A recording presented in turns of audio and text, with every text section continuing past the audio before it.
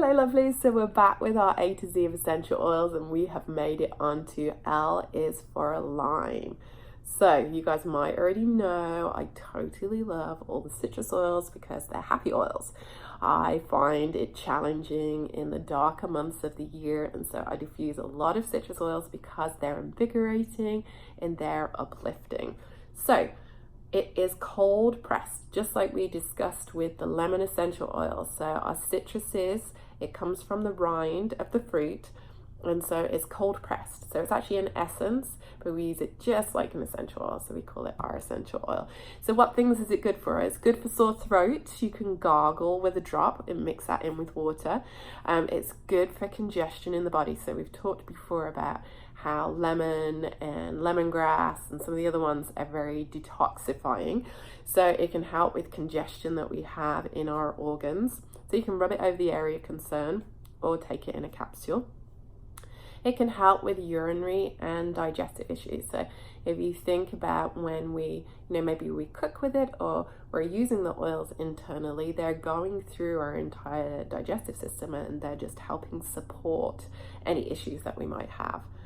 It can be good with working with cold sores. Again, you would just kind of either take in a capsule or apply to the area of concern. One thing that I learned about this one, and I didn't realize because I made a lot of different blends to work with this because I have kids and we've had to deal with head lice before.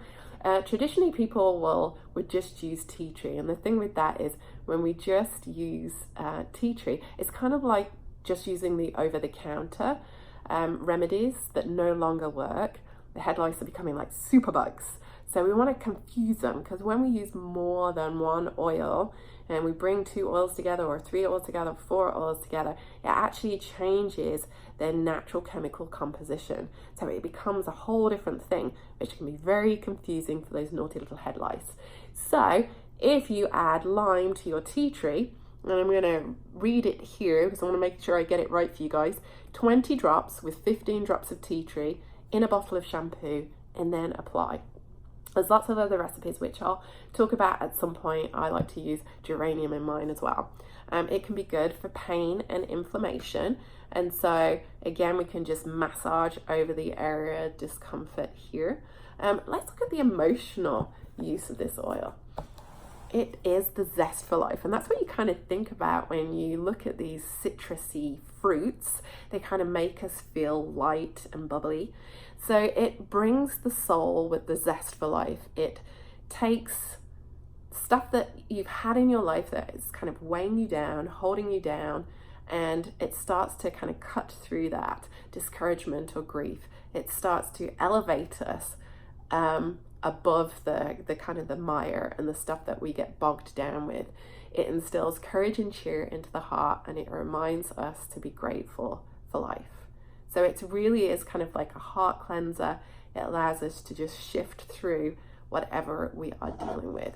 And again, just a reminder, if we're using these essential oils aromatically, that's the quickest way to work with our emotions. So whether that's you using them in your diffuser, remember our doTERRA essential oils, we don't need to use a lot. In my diffuser, I'm using about 5 to 8 drops. And so if I'm mixing lime or with frankincense or something else, then I'll just kind of split that amount till I get the smell that I like.